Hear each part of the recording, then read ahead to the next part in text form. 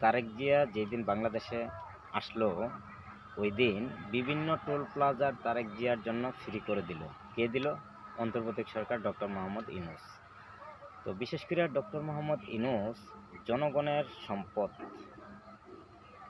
তারেক রহমানকে দেওয়ার দুঃসাহস কি করে হলো?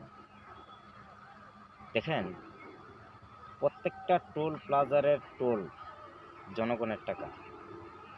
এই যে ব্রিজগুলো করছে এগুলো কিন্তু জনগণের টাকা, এগুলো ডক্টর ইউনূসের বাবার টাকা নয়। এটি শেখ হাসিনা জনগণের টাকা দিয়েই করছে।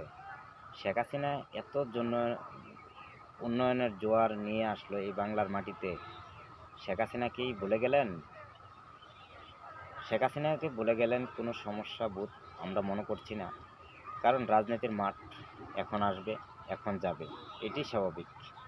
তো অন্তর্বর্তী সরকার ডক্টর মোহাম্মদ ইউনূস কি করে এই দুঃসাহসটা করলো, এই বিষয়টা আমার মাথায় কোনোভাবেই কাজ করানো সম্ভব হচ্ছে না।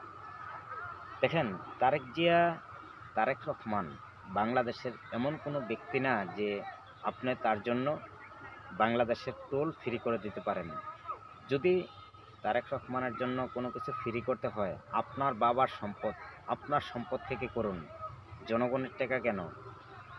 অন্তর্বর্তী সরকার ডক্টর মোহাম্মদ ইউনূস এখনও আপনার টের পান নাই, হয়তো পাওয়ার সময় হয়ে আসছে।